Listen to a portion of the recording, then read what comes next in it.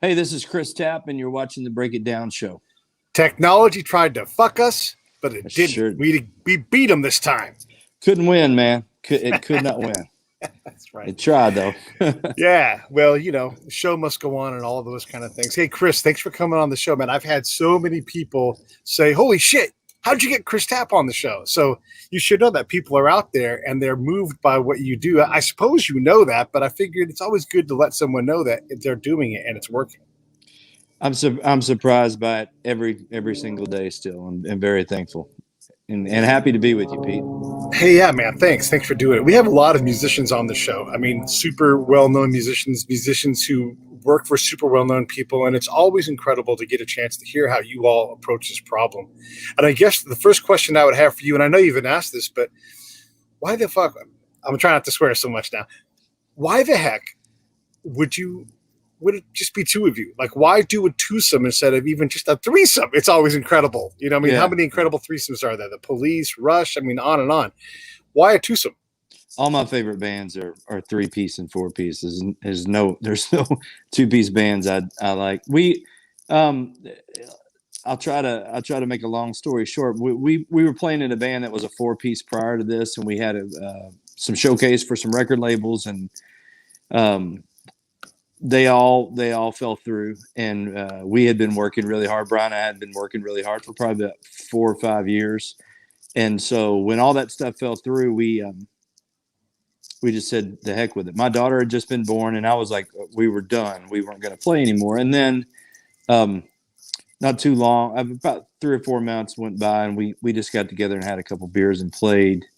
And then we got suckered into opening for somebody. And I was so adamant that we were not going to be a band that I said, okay, I'll do the gig, but we're not going to bring a bass player. We're not going to do anything else. It's just going to be you and I, just as my way to kind of solidify that I wasn't coming out of retirement. But I was also adamant about it sounding good. So I figured out a way to make the bass incorporated into the rig. And then when we played the show that night, it just kind of snowballed from there. It took off. So the thing that we really tried hard, for about 5 years never happened. And the thing that we were trying not to do was the thing that took off, which is just a big lesson in life in general, right? It is a big lesson. I mean, you look at all of the things that you have to do to get, look, even just a blue check by the band's name is in music. I mean, that's impossible just to do that. Yeah. And not that that's like the end all be all, but it's like being an actor. We talked to a lot of actors here, and I always have to qualify the actor like, oh, they're an actor or they're a screenwriter. And like, but no fooling, like they do this. This is what they do. They get signed to do things. You get paid to play music. People buy your records. You've built an audience. It's already impossible. If it's going to be a 2-person band, then okay. But it makes it. Do you enjoy the challenge of just the limitations of only having 2 of you? And will you stick to that when you're allowed to go back out on the road, or will you just hire a bass player to go out and gig with you guys and help cover down? Yeah, no, we've always toured and played shows as a 2-piece, and for those people that have seen us live, it doesn't sound like 2 pieces because the rig that I built to bring the sound alive really is more of a. I mean, we have the gear of 4 people, even though it's 2. So there's 3 different amp setups. There's 2 guitar amps, and then there's a bass setup, and it really is more like a 4-piece band.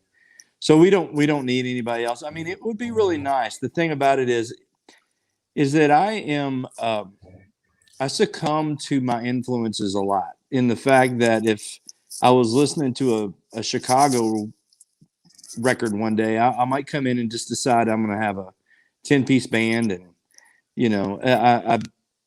I'm very on a whim kind of guy sometimes, and keeping it 2-piece keeps me in a lane and a frame of mind to write for 2 pieces.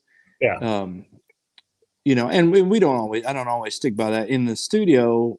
I play bass, I play mandolin, play whatever.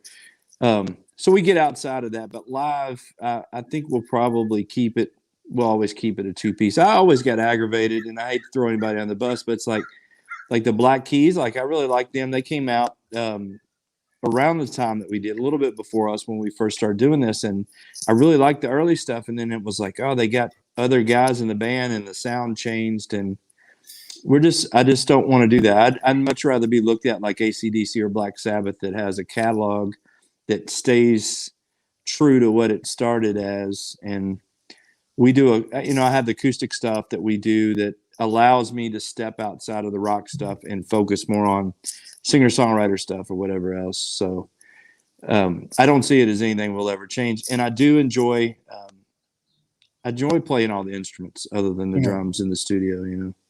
Sometimes it's hard to relay what you want done to somebody else. We've had some great bass players come in and play, and they're probably better bass players than myself. But it's when I know what I want on a part, it's hard to relay that sometimes to somebody else when you can just do it yourself.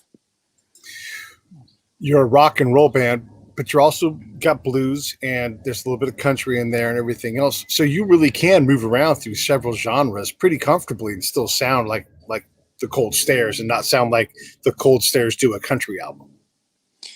Yeah, right. I hope so. I hope that's the way it's conveyed. I think that I honestly love country music, old country music, and I honestly love gospel and blues and things that we do where we sample into different genres.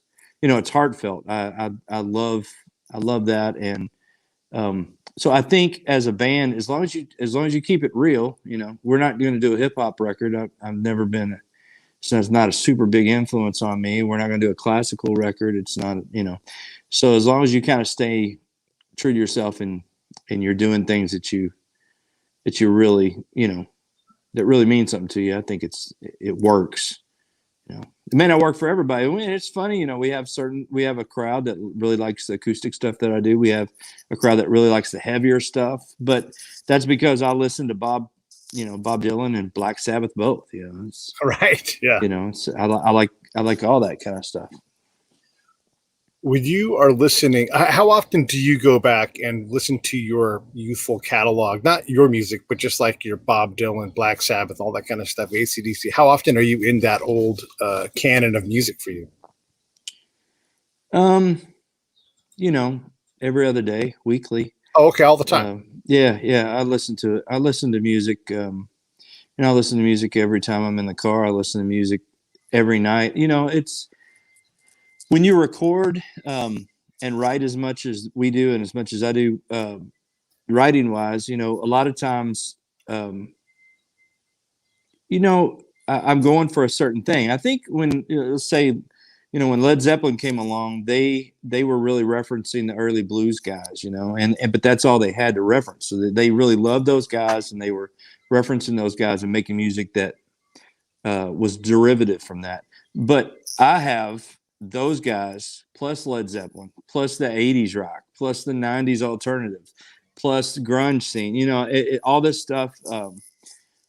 So a lot of times when I'm writing, I'll go, well, this kind of feels like a, whatever. It feels like a Bad Company song. What if I was writing that? How would I proceed to record it? I don't want to have a really fuzzy guitar on a Bad Company type thing. So I'm a lot of times, I know some people don't like to say this, but I find it, I'm very honest about it. It's part of what I do is referencing the things that I love. I'm always trying to I'd love to make something that sounded as good as Black Dog, that sounds to me. And I don't think you can get away from that in 2021. There's so many things that's already been done. So I listen to I go back and listen to stuff all the time. Yeah. Yeah. Brad has said, Brad Hutchings for everybody, and you know Brad, but Brad has said, a bunch of people have said, you guys sound like a gigantic band. If there were 4 of you up there, would they say that about the band? Or do you think this is primarily because you guys are making the noise of 4 to 6 to 10 people? It never hurts to underestimate, have somebody come in and underestimate. Like when we did some shows with Rival Sons, the Rival Sons fans know what Rival Sons sound like, and it's going to be big. It's going to be great sounding show. And when they see just 2 guys get up, the expectation is not as high.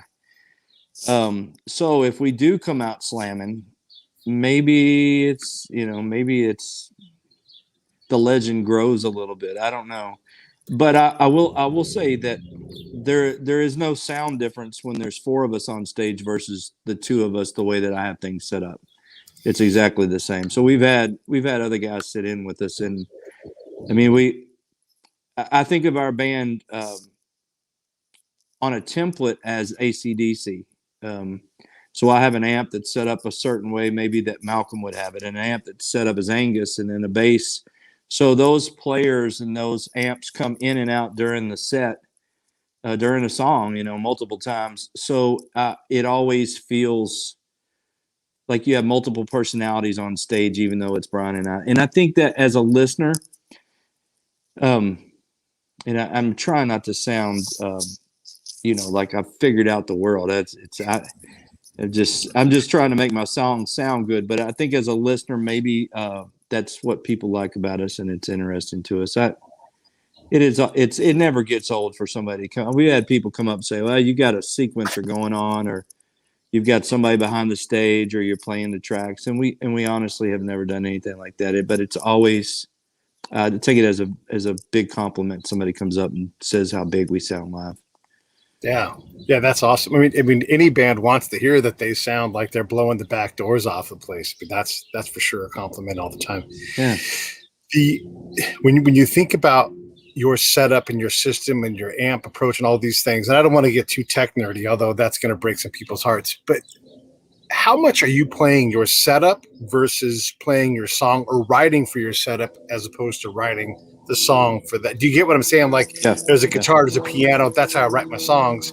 But are you also thinking this is when I'm going to bring in this amp setup, or this pedal? Because you are doing so much with your setup, it has to be part of how you think about this. It is. I have to think the first two records were really thought out as how are we going to play this live? I don't want to write a great song and then us not be able to perform it live. Right. So right. there is always that aspect when I'm writing. But the last two records, Ways, and then our new album that will be coming out pretty soon, Heavy Shoes, I wrote both of those just going, okay, I'm gonna do whatever treatment in the studio that is needed for the song, whether it's doubling vocals or maybe like I've done guitar solos. I didn't do that the first couple of records. I've been doing guitar solos, and I can't do those live. As soon as I start playing a solo, the music drops out. So we have to reconfigure those songs live. Having said that, we've always done covers of, we've done a few covers of bands that we love and songs that we love, like say Whipping Post. The Whipping Post is done by Allman Brothers, 6 or 7 guys on stage. Obviously, we have to recalibrate that song for us to play it. And I think I've kind of taken the same approach to our songs on the record. How can we take this song that we've written and reconfigure it where it has a different identity, but the same identity when you hear it live? So a lot of times it's a little meaner live, meaner that it doesn't have some of the sprinkles on top of it. But I think our fans like that, and it doesn't bother me. I think we've always, in other bands, have been trying to live up live to what the album would sound like. And in this particular band, we had such notoriety for sounding so big. We've always been trying to make the record sound as good as we do live. So we just don't even think about it anymore. We just make the best record we can, and then we figure out a way to play them all live. The fans come, and then they hear a song a little bit different in a different way. I think they enjoy that. So far, that's how we're approaching it. I've not seen you play the harmonica. Do you bring that in I at do all? not. I do not. Okay. Yeah. I wish Well, I did. the reason man. why I ask is it's an obvious way to solo, and continue to play rhythm. And I'm sure I could not handle that, but I'm sure you could handle that. And then, do you ever worry about getting a little bit too corny with this? And maybe I'm not talking cymbals between the knees, kind of corny, but do you worry that you get too tech focused as opposed to just being just a rock and roll band? No. And maybe you would put cymbals between your knees. I don't want to take that from you. No. I've seen guys do that, and that's great. It's not my thing. We have always we have always had the mantra to never do anything live that we wouldn't be embarrassed of 10 years later. You know, there's a lot of the bands that we liked in the 80s when we were little kids, you know, look fairly embarrassing now. So we try not to embarrass ourselves. Certain guys can do that and get away with it, but I don't ever worry about that because we are really, really cut to the bone simple. Like, even though I have quite a bit going on, we have a lot of stuff that we bring in on stage. We keep it really, you know, if we were a drink, it'd be more whiskey than Long Island iced tea. There's not a whole lot of, you know, complexity to what we do. And I try not to make the songs very complex. We have some fun times where we do some jam stuff, and we can be a little bit of, you know, enjoy ourselves in the songs, but I'm trying not to be too prog rock or too overthought on anything, and just make it really to the point and heartfelt what we're doing.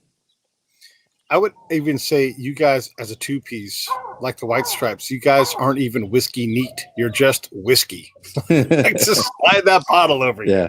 Yeah. But I love that attitude. And obviously, at least from my point of view, you guys have a lot of White Stripe influence. You've definitely, you know, seen and heard their stuff.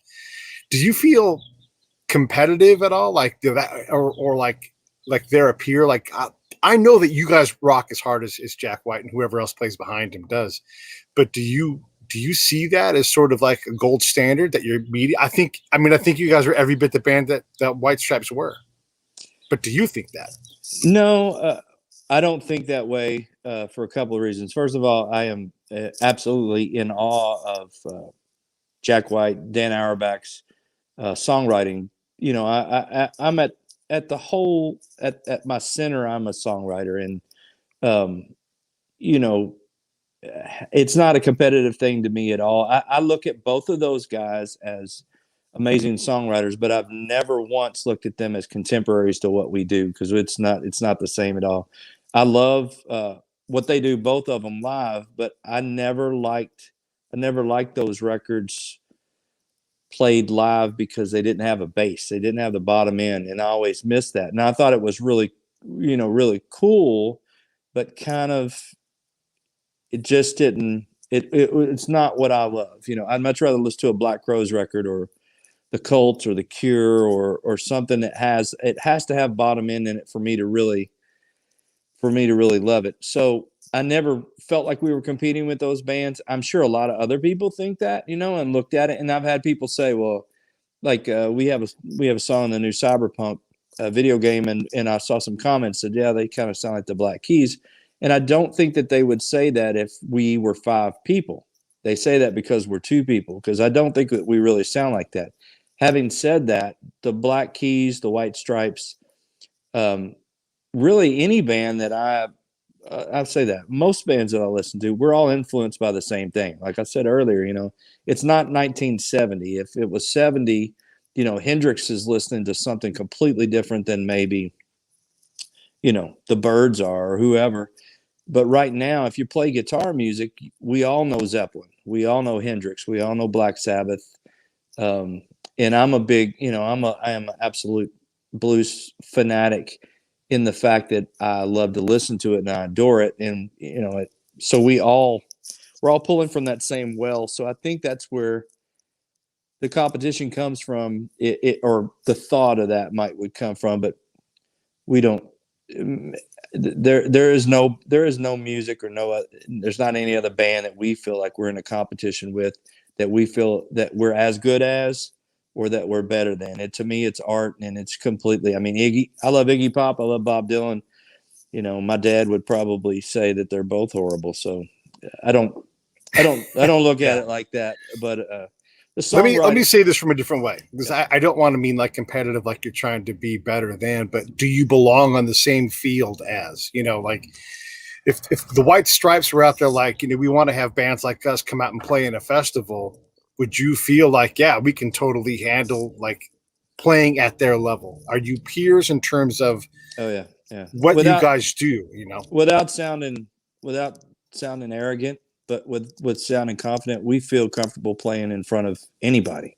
Okay. I mean, I started seeing concerts when I was 13 years old. One of the best live bands I've ever seen is Rival Sons. And, you know, we played with them, and I felt like we held our own, and we had a lot of people had a lot of great comments that night and other nights that we played. So I think that has always been good for us, that we feel confident. We make mistakes like everybody else does, and everybody has great nights and bad nights. But I wouldn't be nervous opening for anybody or playing with anybody at any time, anywhere. So you're always going to get people that love the opening band more than the closer. That's just a great thing about music, So You guys are. Would you say that you have Appalachian roots? I mean, Kentucky and Tennessee, yes, but do you feel like you guys pull from that, Songbook of America kind of sound, or would you say you're more blues based, or can you even describe that? Well, I was born in Barberville, Kentucky, which is over by Harlan and Hazard and all those areas. And then the area that I grew up in was down the road from John Prine and the Everly Brothers and Chris Knight. And that is where the songwriting and maybe the folky Appalachian or the country influence, those influences come from. Okay. It's really difficult for me to get behind somebody and like somebody that doesn't feel. I'm trying to think of how to explain it, but I feel like I have a clear conscience on playing that kind of music because that's where I come from. Right. If I was doing like an acid jazz trip hop thing that was really European influenced, and then you heard my voice, it's not saying that I couldn't be influenced by that or love it or try to do that, but I'm proud of where I come from. I think Brian is too. We're a few hours north of Memphis, so we have a blues influence. We're not too far from Nashville. Like I said, we come from an area where John Mellencamp and John Prine and those people come from. I think it would be silly for me not to try to be a good singer-songwriter. I aspire to write songs like those guys. And then, we come from an area where there's a lot of roots rock and a lot of that kind of stuff.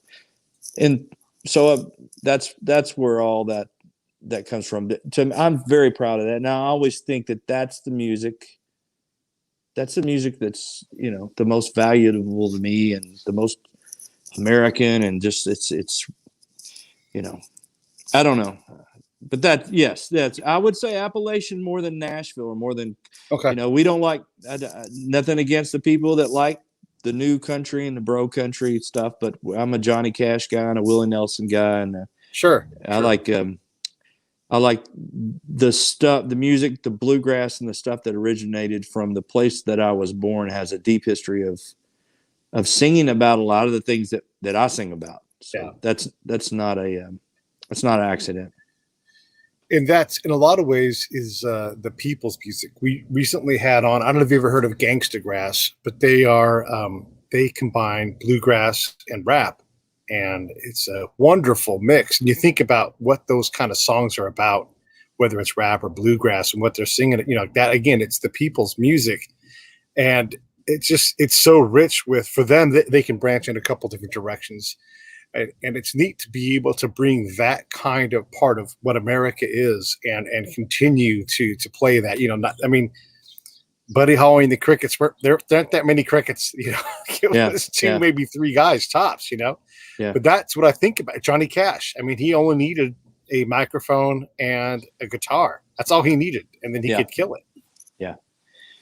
Yeah, I think the simplicity of it lends itself to great songwriting. If your songwriting is not good, then you can go see Fish or somebody, or Dave Matthews, somebody with a big band, and the songs don't have to be great. Not that they're not. You're right, right. But you can really enjoy the atmosphere and the music and the production and whatever else. When you strip it all down, you better have good songs. You better have good lyrics, or else you're going to get torn apart. And the good thing about bands like Gangsta Grass, the band you were talking about, some of the other bands that are hybrids that are mixing these things, it's so good because what you have is you have somebody that likes rap or that listens to that, or maybe some kids that listen to that. And then they hear that and they associate with that, but then it opens them up. Maybe they listen to some new stuff from the bluegrass side of things, which is great, and vice versa. So I always admire that and love that in other bands. I like that in a lot of the bands I listen to. As far as we go, and as far as this band goes, I'm trying to stay as close to the root of the tree as I can. Because I feel like I'm already, I take aspects of a song by, Mississippi John Hurt or some old gospel stuff, and then we're playing guitar sounds that sound like Sabbath or whatever else. So I'm already taking a little bit of I'm stretching a little bit, putting those things together. So that's about as far as I want to take it. Yeah, well, you're already stretching it a long way with just being two people. I want to ask you this, because you're so established in how you do things and your sound, how open are you to outside production to keep you guys fresh? Because we do these crazy things called album fights here on the show, right? And we'll take two tracked albums. So like up soon, we're going to have Prince's Purple Rain against Led Zeppelin 2. They both have 9 tracks. Yeah. Track 1 fights track 1 for round 1, and then you score it like a boxing match, right? And crazy things happen when you do this. Like when you ease up and change gears, or you put an instrumental in and you go against some crazy song. Yeah, it's like it changes how we think about records.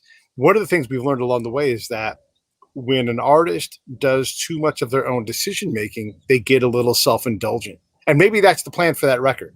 Yeah. But you can hear the indulgence, and the quality, I think, goes down beyond what the person can do themselves, because they're accountable to themselves. Stevie Wonder has done this. He's done incredible things, mind-blowing things. But if he doesn't have someone in there to say, let's try this, he doesn't. And he goes with this genius, and it's either good enough or it's not. And sometimes it's just not. Yeah. I think the way that I would answer that question is I'm not opposed to it. I am not. I think we always search for that early on. So when we first started playing and we first started actually recording, our thought was, if I can get, we get a good producer in here that we both admire, then, and we'll work hard, then he'll produce a record for us that's going to be great, right? He's going to push me to do the best vocal I can. And what we found out when we first started working with a few people was I would come out of the vocal booth or out of a guitar part and say, and I would be unsure, and they would say, "Oh, that's great." Well, I want you to tell me to sing it more like Henry Rollins or more like whoever, and we didn't get a lot of feedback because we had already been working so hard for so long that we came across as we knew what we were doing, when I'm not for sure how, we've learned a lot over the last 10 years of playing and recording. And I'm confident, we're both confident. We're now recording in our own studios a lot of the time and doing these things. And I've always produced it. Brian has always produced stuff with me, and we've always done everything ourselves. When we go into the studio with somebody like Mark Needham, who we did on this new record, I don't know. It's a weird question because we've never worked with somebody like, some of the big producers. The guys that we work with, they always go, "Yeah, that's great. Yeah, try not do another one if you want, but that sounds good," or "We got it," or that. I've never gotten that. I guess we've always wanted that. We've always wanted somebody to go, "Hey, man, just imagine like, you just got out of a car crash and these are the last lyrics you're going to sing. What are you trying to say?" We've never had anybody to do that. But part of the reason why we've done it ourselves this way was because we sit there and we're in a small town in Indiana or Western Kentucky at the time, and I felt like, hey, I'm a good songwriter. I feel like I think I can write some songs as good as the people that I admire. And we felt like once we started playing, hey, I feel like we could play, with some other bands and be respectable. So how do we get heard?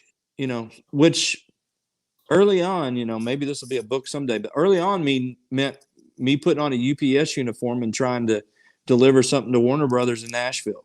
It meant, us calling clubs and making fake names for ourselves to try to sound like we were a booking agent, like we had a booking agent, so we could get the gig. We did whatever it took, and I specifically did whatever it took to get us noticed because I believed in it, and Brian believed in it too, and so we learned to do all these things ourselves without having somebody else in there.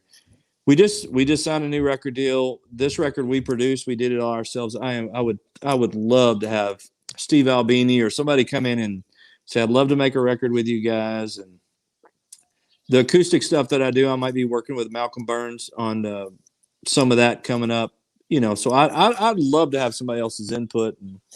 But so far we haven't, just because we've ended up doing it all ourselves. So one, you got to remind me, I'm going to introduce you to Wes Maybe. He's one of those guys. He works with all kinds of bands in London, and in normal times, he's over here quite a bit working, but he's worked with UB40 and a bunch of other bands. Yeah. And he has that thing. And maybe you guys don't work together, but I'd love to see what you guys come up with. He just has that band whisperer sense, in him. So either way, we'll set that up later on. The other thing I wanted to ask about is the business side of this. And you alluded to the way you guys booked yourself. And I'll just cut this short because a lot of people can listen to this in other shows. Basically, these guys invented their own booking agent who was themselves. So you just give yourself like a Pete at Cold Stairs, and then he emails, hey, my band can do this. They can bring this many people in. What night do you want to book them? And they're like, oh, well, Pete must be a very well-known booker. Okay. And they would book the band and everything. But I mean, that is what you have to do. There's a producer who started taking out small billboards all around Hollywood and LA with these things saying like, so-and-so doesn't pay their child support with the phone number. And they would, but it wasn't a real thing. It was just to get people's attention. And so they would dial the number and he would use that. And then he worked himself into, like, he's produced for Rihanna and always. Wow, so he use this false flag approach that you guys use to do it. So good on you for figuring that out. I guess, what are some of the other things? I mean, getting a song for a video game. Joe Budden has done that. Fujiya Miyagi has done it for TV shows and everything. And these are bands that people love, but they don't have that massive, explosive, 10 million fan kind of base, but they're getting paid good money because their music is good enough to sit in another creative space and add to it. Yeah. That is that's a tough, it's a tough way to explain how some of that stuff happened, other than, we got a sync early on for Animal Kingdom on TNT. Was working with a publisher in Nashville, and landed that, and I saw that it could happen, and I'm the same way. A lot of times I've watched TV shows or movies and gone, what's that song? I really like that, and then right. Who's that band? And it's a band I hadn't heard of, and I discover and just fall in love with it. So the thing about that is, if you have a director or a music supervisor or somebody else, a lot of times, they're no different than us. If they're creating something, they'd love to have something unique in there, And the sync fee to get Back in Black may be $1 million, but there may be a band that has that kind of feel and tone that could relay that same message in that scene that that's maybe not heard of, that they can find.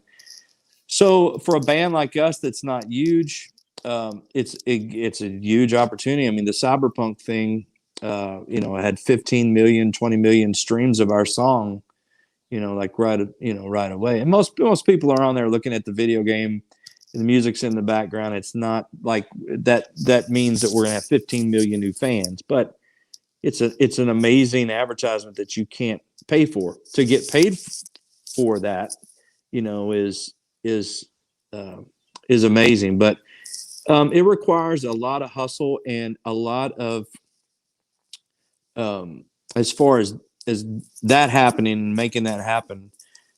I just decided 3 or 4 years ago that it was going to happen, and I saw it in my head happening, and I convinced myself it was going to happen. And I wrote music. I write a lot, work a lot, I record a lot. and I'm always writing things that I feel like, you know, are true to what I do. And sometimes they fit in those situations. So, but man, it's incredibly difficult to get. Yellowstone is one of my favorite shows on television. I'm an old westerns guy. I just love that show. And I have a guy that's a friend of mine that actually knows a music supervisor, and I'd love to get a song on that show. I'm determined to get a song on that show, and we've gotten really close a couple of times. So when I write something acoustic and I feel like it works towards that, then I pitch it over there and we try. But all that stuff, man, requires a lot of hustle. I get other musicians and friends all the time that go, "Hey, man, how did you get in that playlist?" Or, "Hey, man, how did you get your song, that ESPN commercial?" Well, I'll tell you how I did it. I spent about 20,000 hours from the time I was, for the last 10 years, and a lot of days that I got up at 7 o'clock in the morning, dropped my kid off at school, and worked 16 or 18 hours until I got it right. If there's a shortcut, man, I haven't found it. I've worked my ass off to get anything that we've accomplished, and we have been surrounded by great people that love the band and have tried to help, but there's nobody's going to do it for you. So. No, I'm a big believer in outworking your problem and Absolutely. outworking your peers. When they're trying to scratch their head, and I'm like, okay, you keep scratching. I'm gonna go put this show out and keep going. And yeah, you got to meet people. Like when you talk about the music directors, the people in charge of those choices, you can't meet enough of those people. You can't meet them. Period. That's true. You can't get their information. I used to have people that were close to me that knew how hard I was working at music, and they would say, "Chris, what can I do to help you?" And I would say, "Find me the musical director of Deadwood. Give me his phone number or his email address." I'll give you $1,000. Go find it for me, because all I want to do is I want to find out what his favorite liquor is, and I want to send him a case of it. And I want to tell him that I love the show, and here's my music, and I'd love to be a part of it. I mean, you have to be creative and keep thinking about that things, but you can't reach those people. So you have a publisher, you write your songs, you get them to the publisher, and then if they get contacted and those opportunities come about, then you might have a shot at it. But the hardest part of any of that is getting connected to those people. If you then I guess if your best friend was a musical director on, some hit show, then they wouldn't want to use your songs for nepotism. So I don't know, it's like, I don't know how it works, Yeah. But I mean, that is one of the ways that a band can make money. I don't know what one song on a show equals for you guys, and I'm not asking that, but that's got to help, when you go to make the next album. Or when the video game shows up or whatever it's going to be, just, that check that's got 5 to 6 numbers on it is, that's changing the game for you. And the more often you can get that done, the better, because it's really, there are so many charts. It's not about charting anymore. You can chart all you want, and it doesn't mean that you've made any damn money, especially if people are listening on Spotify where they pay you a 10,000th of a cent every time someone spins your song, so you've got to find these other ways to get your music out there. And discovery, I'm in the same business. Discovery, I've tried all the things you have to try, and what I finally kind of realized is that if you can't satisfy the algorithm, it will never suggest you. You are undiscoverable. They won't let you be discovered, and so you have to figure out how to whoop that algorithm. Whether it's externally or internally. Yeah, it's very difficult. You have a number of people that you've never heard their name of. You've never heard their name, and they make hundreds of thousands of dollars a year recording and making music for, film and television and ads, and you never know them. And you have people that, that are in bands that tour and travel around the world that don't have any of that income coming in, and they rely, solely on touring money, and they don't, they probably don't make minimum wage a year. It's incredibly difficult. You have to, if you want some longevity and you want to stay in the game, you have to figure out multiple income streams, and you have to figure out what it is What can you still make money doing? And it really changes from year to year. As a musician, we've had to pivot 4 or 5 times. There for a while it was, you can make some money selling vinyl for a while, and now it's film and TV. But maybe that stuff changes eventually too, because if you were a photographer in the 80s, you were doing weddings and you were selling film and you were selling prints. And now you have a digital camera and everybody's a photographer. And how do you make money? So if you want to stay in, you got to figure out a way to do it. I'm not one to, I wish I would, I can't tell you how much I wish it was 1976 and I could start and try to get a record deal and do things then, because you can make, those guys made a lot of money back then. Yeah, yeah. But I can either complain about it now or, the thing about Spotify, you don't make any money on Spotify, but I have people from Germany, New Zealand, Australia every day that message me and tell me, yeah, they tell you the most amazing things. Like somebody's going through something, and tough in their life, or they went through a divorce, or maybe they're returning from service in the military, and they've heard something that you've made, it's changed their life. It's like even if we were making $3 a week, to know that you're having that impact, so Spotify does get you out for that, Yeah, and all of those brands do, but you wouldn't pick Spotify or iTunes as a business partner because they're not really in it to help you, and they can disappear you in a second if they don't like you. You would never even know. Yeah. And they may. Spotify's doing a lot more podcast stuff. It's nobody. It's as you know, and anybody that knows it's working hard. Nobody's gonna help you unless it's beneficial to them, and you can't expect them to. People may adore you and love you, but if they're trying to make a living, if you're not adding to that, then it's tough to get them to help. So you have all this stuff you have to do. You've got to, manage a band. You've got to write music for the band. You've got to sell your music to people. You've got to meet people, network. I always talk to people like us that are like me, more indie style creators. We don't have a crew of people doing our marketing for us. Yeah, you can hire someone, everything else, but ultimately, it's the two of you wearing all the hats. Yeah. And what hat do you want to get rid of desperately? You're like, I would love to have enough money just to get this hat on somebody else's head, because what you should be doing is writing music. That's the only thing you should be doing, but you don't get to do that because you have to run a business. I'd like to hand over social media. For one, certain aspects of it I enjoy. I don't do Facebook. I took us off Twitter a couple of years ago, and everybody was like, you're crazy. You got it may be bad, but you've got to, use that to grow your band. Certain things in my career and in this band, not having a manager and being able to say, okay, I'll suffer the consequences of this, but my morality and my who I am is not going to go along with this. I'm not going to go along with it. And I really don't care if my career suffers for it or not.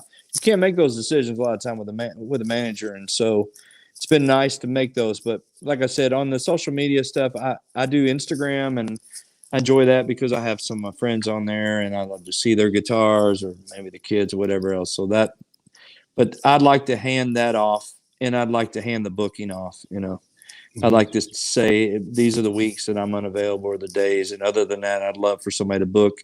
We're very fortunate. We finally got to a position where we have an agent in the States. We have an agent in Europe now that are handling a lot of that. And it's slowly getting turned over. Well, I don't have to handle that anymore. And so the more stuff that you can take off the plate where I can just write and create, the better. But I've been doing so much of it for so long that even handing it off, sometimes you're a little nervous, Yeah.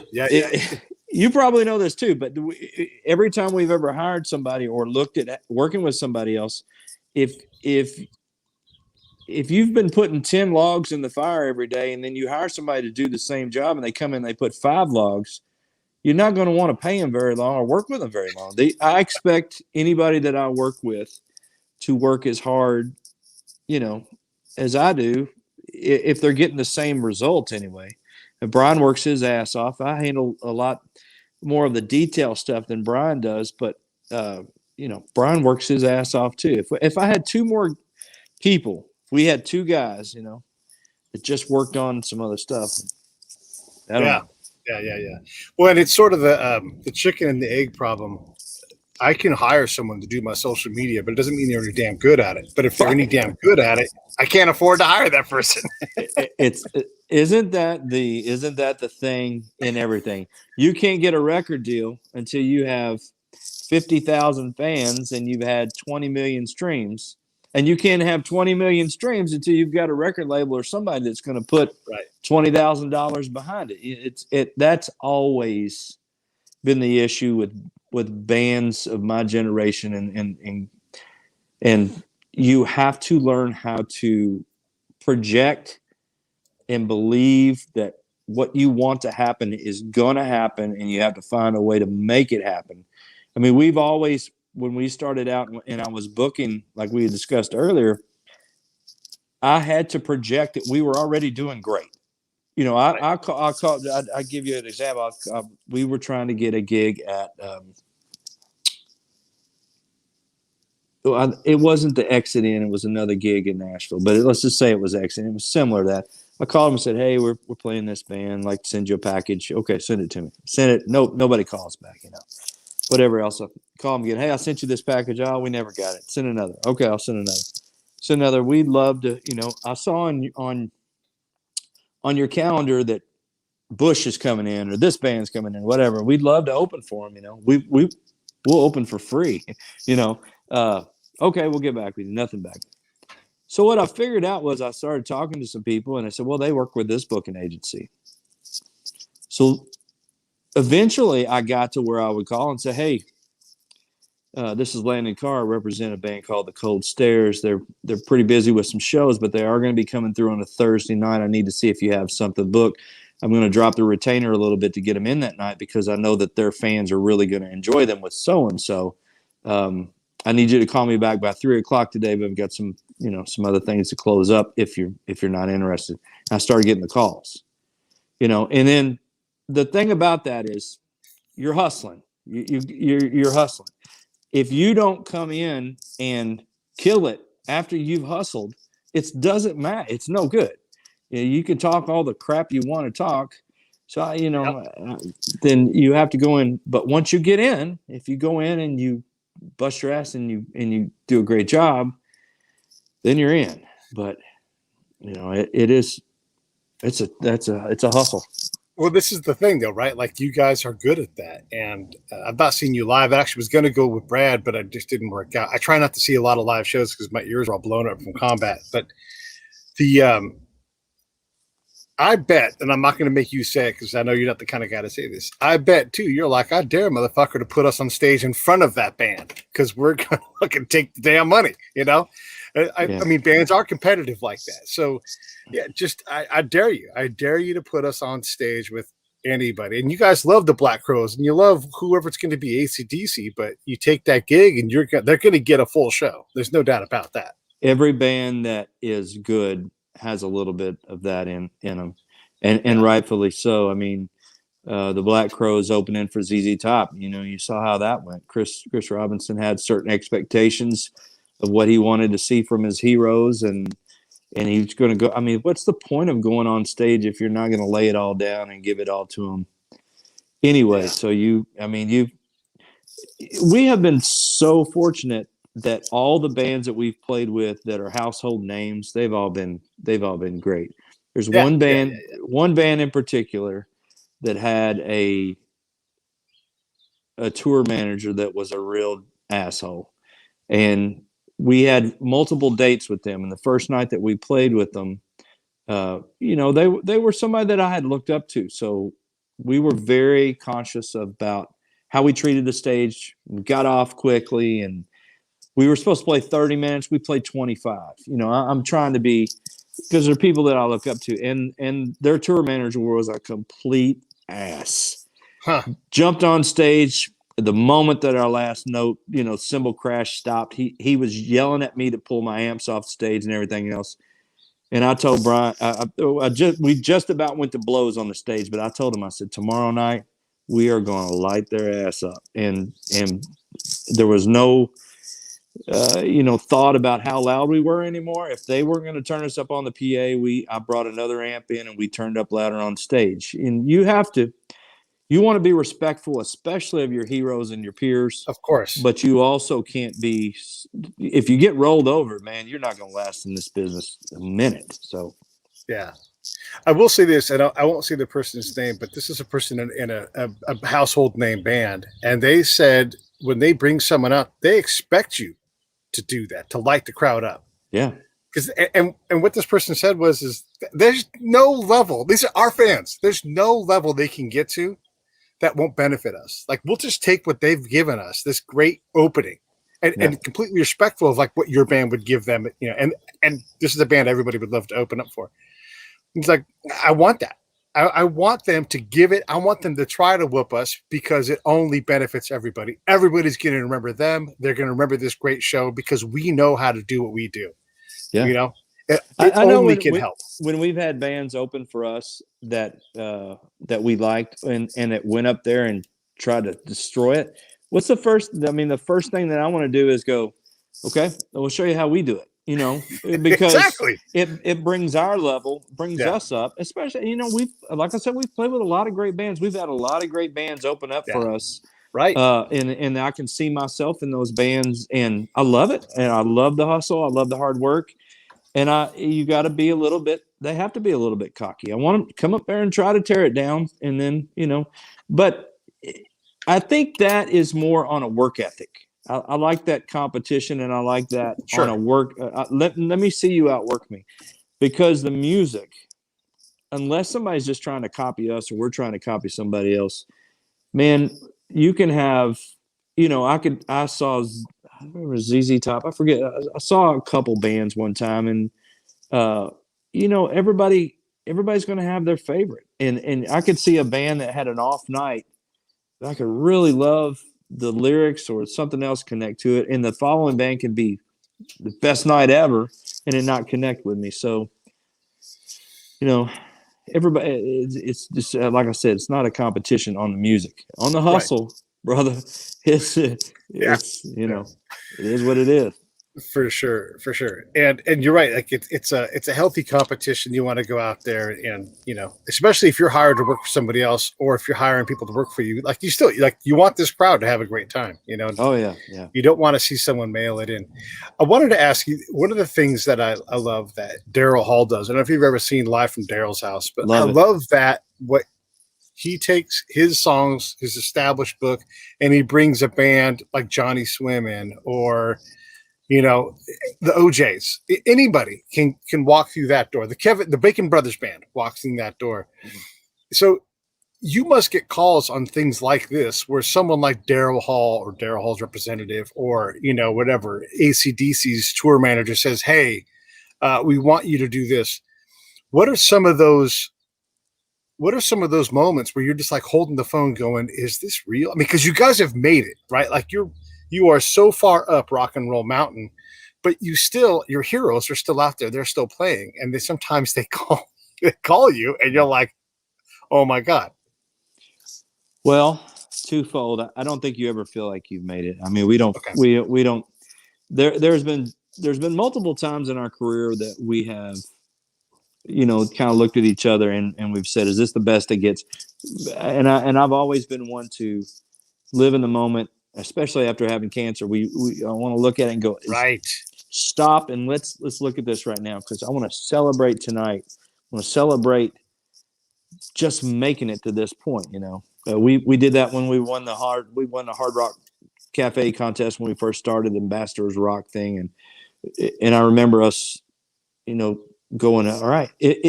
There's multiple times in my career where I have. And Brian and I call it the non-career. We say it's the non-career because there's no, I don't know. I'm never satisfied for sure. But there's been multiple times where we said, okay, I got to hang it up after tonight. I could go home and feel like that the amount of work that I put into this, I got back enough to feel happy with it. But I don't feel like we've made it. I don't know what the threshold is for me to feel like we made it, but I've had a couple of those things, and I don't want to sound, again, I don't want to sound arrogant or name drop. I'll give you one that was last year.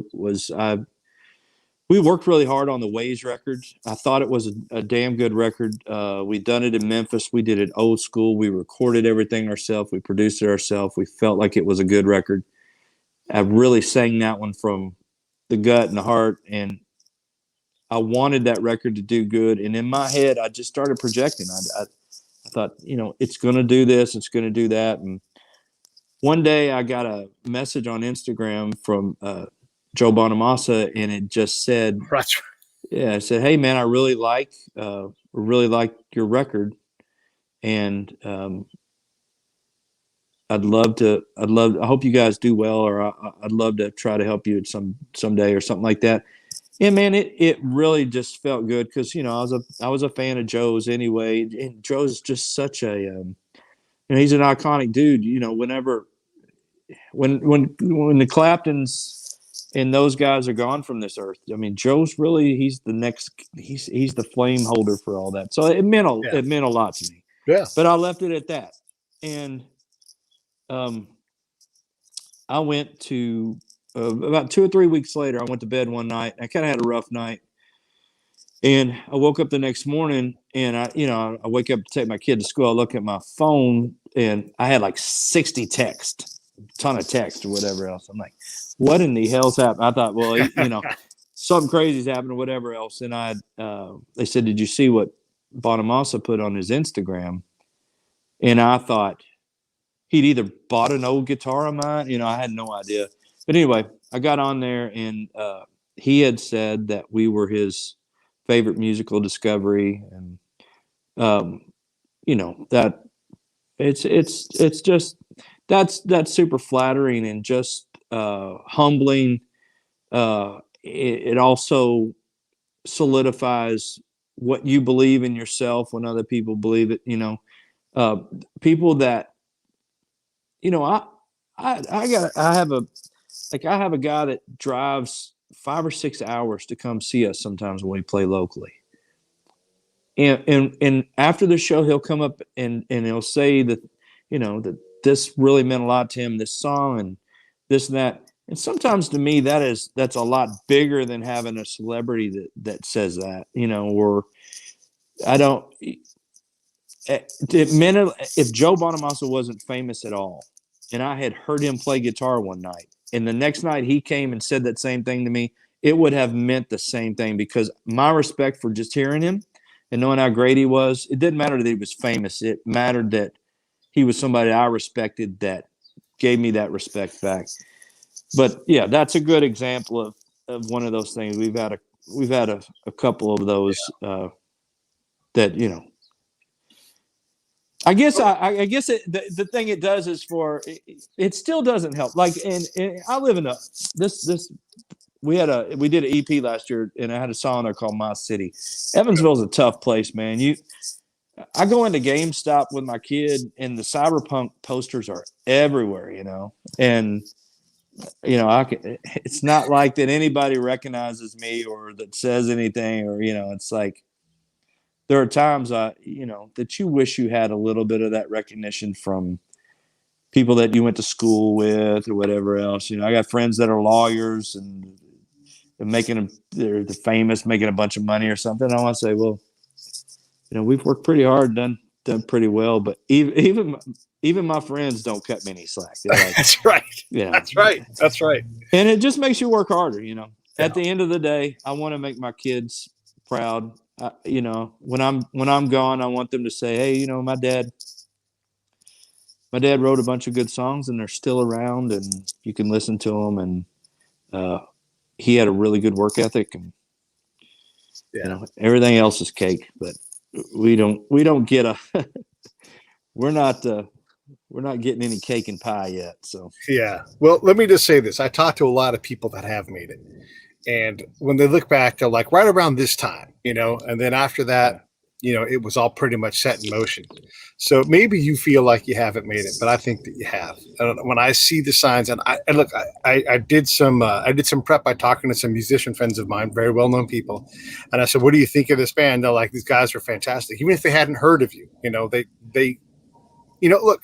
Game recognizes game. They understand what good is. And they all said the same thing. Like, this is an incredible band. This is two guys. Holy shit. Like a lot of this was said back to me. So I know that. I know that it's there. And when you talk to me about, just outworking problems, and then there's not a problem that you're not going to lick. You write great albums. I mean, here's Brad's comment, not that one. Here it is. Waves was a pretty kick-ass record. Never a bad day when I throw it on. You only need so many of those. And then, you will know that you've made it at that point. You're there though. I mean, you're doing it. You're doing all the things that you're supposed to do. And it's incredible to be able to talk to someone who is in the middle of doing it. You're out there killing dragons. And I love it. Just for the audience in general, look, go support these guys. Here's where you can do it. And if you're from Evansville, any of them, whether it's Indiana, Kentucky, Tennessee, go support the Cold Stares, damn it. So look, on YouTube, just type in the Cold Stares and spin that stuff and see if it's your style. Just do that because on the strength of my recommendation. If you want to, you can go to their website, The Cold Stares. This is all pretty, you're going to notice the theme here, just thecoldstares.com. Follow them on Instagram. If you go to Amazon Music and you sign up, by the way, we'll get a little kickback for that because you always have to sell something, right? But go and listen to this music and kick a little money out when you hear this guy's story, when you see how hard he and Brian are working. This is what you want to support. You want to support bands like this, bands that are approachable, that are out there crushing it, and just get out there and do what you can to help these acts continue to do what they do because, dude, what you do is incredible. I love it. And it's you're not just writing some songs. You're writing songs that are making their lives better, and you put a lot of passion in it. The lyrics are incredible. You guys really have made it. And I appreciate you coming on the show. Dude, thank you so much. Like I said before, I appreciate it very much. And we are very fortunate and very lucky to be doing it. You always wish you could rewind 10 years. I wish I had another 10 years to work towards it. You always feel like you're running out of time, but we are very lucky to be where we are. We don't take it for granted. Your 10-year ago self that you'd be right here, he'd be like, holy shit, I can't believe, John Bonamassa was social mediating about me. I don't even know what that is. I love it. Yeah. Maybe so. All right, stand by. Let me close this thing out. Hey, thanks for watching the show. I really appreciate it. Right here, you can subscribe. Please do that. It makes the show grow. Hit that notification bell so you know which incredible guest is coming up next. Down below is the PayPal link. You can put a small subscription in. That is an enormous help. All that money goes right back into the show. And then right up over here are the next episodes you should listen to, curated by yours truly.